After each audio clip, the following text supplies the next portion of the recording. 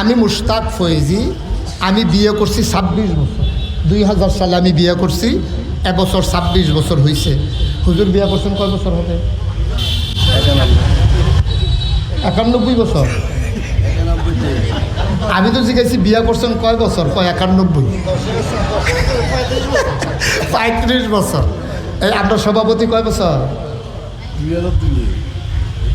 কারবার কেউ হিসাব রাখে না। 2002 হইলে 24 বছর, আমার 26, হুজুরের হইল 35।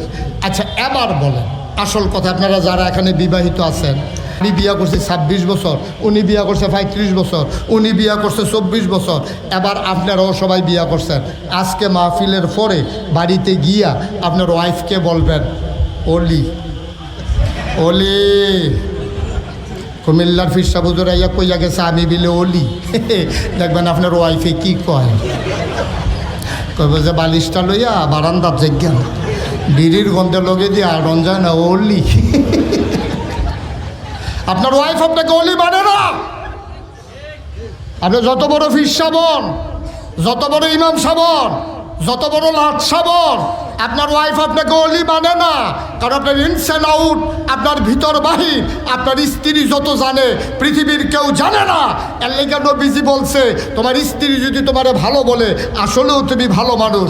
আর কোনো স্বামীকে যদি স্ত্রীকে যদি কোনো স্বামী বলে ভালো মানুষ, তাহলে এই মহিলাটা সত্যিকার অর্থেই ভালো মানুষ। আজকে বাড়িতে গিয়ে জিজ্ঞেস করবেন কয়জনের ওয়াইফ রে আপনি ওলি স্বীকার করাইতেন পারেন? একজনও আপনার ওলি মানে না, আপনার ওয়াইফে মানে না, সমাজের মানুষগুলো মানার দরকারে নাই। আর নবীজিরে 15 বছর দেখা চল্লা খাইয়া ঘুমাইয়া আম্মাজান খাদিজা একবার জানতে চান নাই কবে থেকে নবী, কে বানাইছে নবী, কার জন্য নবী, কতদিন লাস্টিং করছে নবী, কোনো কিছু না যাই না। নবী বলছেন আমি নবী, আম্মাজান খাদিজা সাথে সাথে বললেন অবশ্যই আপনি নবী। সুবহানাল্লাহ বলবেন। চারটিখানি কথা মনে করেন না, চারটিখানি কথা মনে করেন না। এত সহজ না বিষয়টা, এত সহজ না। ময়মনসিংহের একবেলা ফেনি ফুলগাজি আইয়া বুজুর্গি দেহান সহজ, ফুলগাজি ফেনি এই আইসা কি বলে সোনাইমুড়ি আইসা, হ্যাঁ সোনাগাজি আইসা ময়মনসিংহের একবারে যদি কয় যে উনি আল্লাহর ওলি, আরেকবার লগেরতে কয় হইতেও পারে। ওই ময়মনসিংহ গিয়া খবর লইলে বোঝা যাব এবারে কুদ্দুর আল্লাহর ওলি। তেহা হাওলাত নিলে ঘুরাইতে ঘুরাইতে আব্বারা হাই না। দেখবেন যে এলাকায় যে ফির সাহেব, এই এলাকায় তার মুরিদ নাই। যে এলাকায় যে ফির সাহেব, এই এলাকায় তার মুরিদ নাই। কারণ কি? কারণ হইল ফির সাহেবের লেনদেন, ফির সাহেবের স্বভাব, ফির সাহেবের খাইচ্ছত সব এলাকার মানুষে জানে। তাও এবারে কি ওলি, আগে মানুষ হইয়া লোক না। এই জন্য সব জায়গায় দেখবেন বাইরে গিয়া বুজুর্গি দেখা। এখন নবীজি কি বাইরে বুজুর্গি দেখাইছে না ঘরে? উনি শুরু করছে ঘর দিয়া। চারটিখানি কথা না, নিজের এলাকার মানুষ যাকে ভালো বলবে সে আসলেও ভালো মানুষ। আপনার স্ত্রী যদি আপনাকে ভালো বলে, আপনার সন্তান যদি বলে আমার আব্বার মতো আব্বা হয় না, আসলেও হয় না, মনের থেকে করতে হইব। আবার যদি মাহফিলতে গিয়া সেটা আপনি ডাক দিয়া তো কিরকম এরকম মাশাআল্লাহ অনেক ভালো। কনির ডরে খাইছত খারাপ তো, আপনি তার আগে 3-4 বার কোন নিয়েছেন। তা আপনি পাঞ্জাবির 8টাত বড়া দেখিয়া চোখ লাল লাল দেখিয়া এবারে ঘুমের তো এটা কী করবো না কী করবো, কনির ডরে মাশাআল্লাহ আপনার মতো মানুষ কি আসেনি।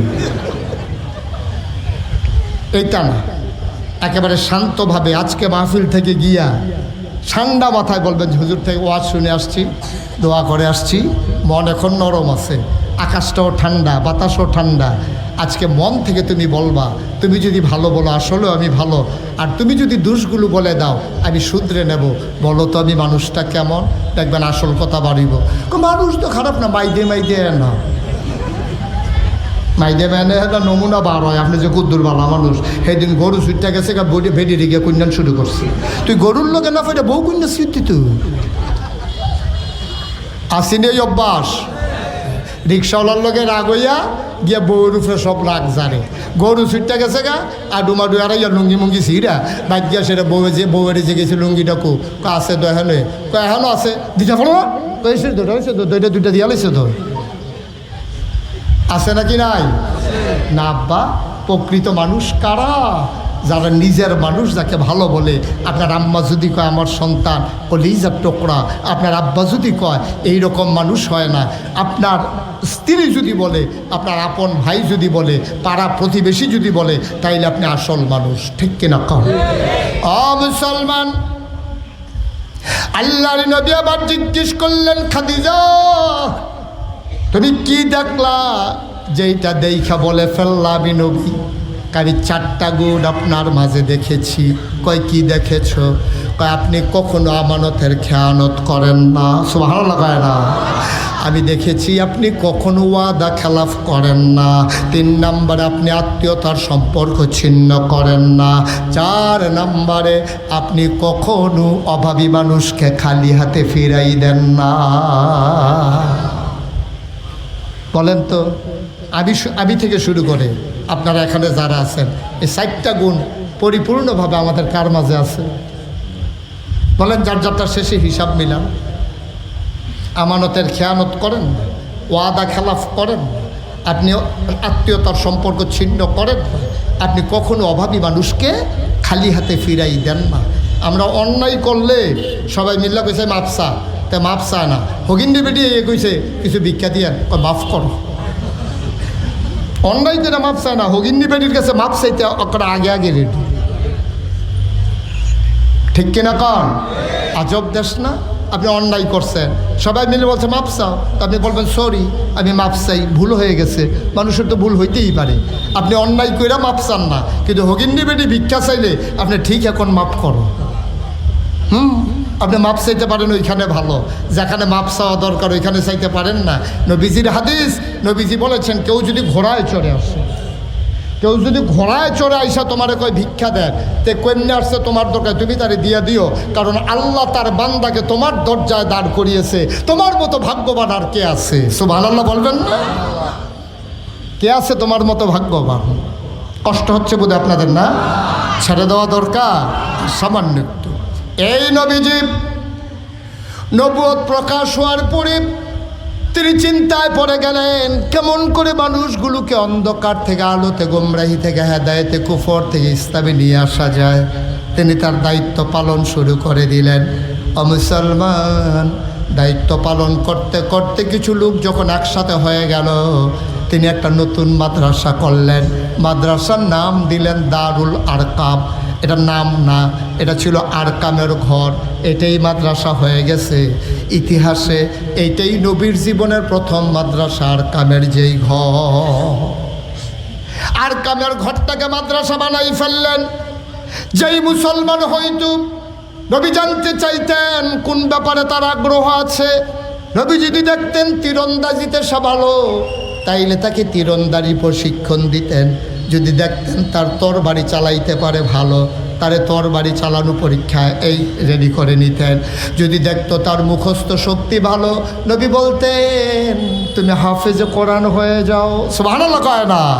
যদি দেখতো তার লিখনি শক্তি ভালো, নবী বললেন তুমি কাতেবে ওহাই হয়ে যাও।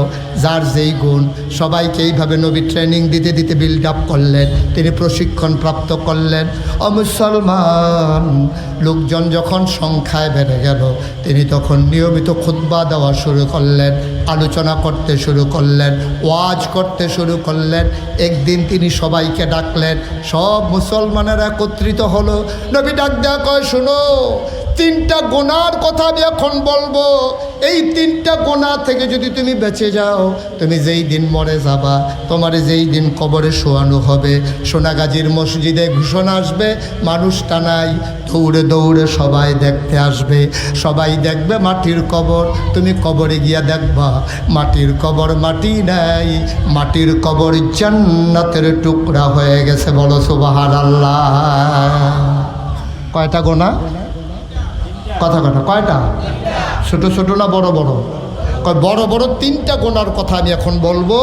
তোমরা কি শুনতে চাও? যেগুলা ছেড়ে দিলে তুমি বেঁচে যাবা। সাহাবারা কে রাসূলুল্লাহ মুস্তাকি মাফ কর দিজিয়ে। আপনি না বললে বলবে কে? আমরা পাবো কই? আপনি বলে দেন। নবীজি বললেন, খেয়াল করো, সবাই শোনো, 3টা বড় গুনাহ। 1 নম্বর হলো শিরক। সবচেয়ে বড় গুনাহ হলো শিরক। তুমি কাউকে আল্লাহর সাথে কাউকে শিরিক করবা না, শরিক করবা না। এটা 1 নাম্বার গুনাহ। এটা তোমাদের যার মাঝে আছে তোমরা ছেড়ে দেবো। 1500 বছর আগে নবী এই কথা বললেন। আমি এই কথা পাইলাম কই? আমি বুখারী শরীফে পেয়েছি, মুসলিম শরীফে পেয়েছি। আমি কার কাছ থেকে পেয়েছি? যিনি এই কথাটা আমাদের কাছে পৌঁছে দিয়েছেন তিনি হলো হযরত আবু বকর রাদিয়াল্লাহু তাআলা আনহু। সুবহানাল্লাহ বলবেন না?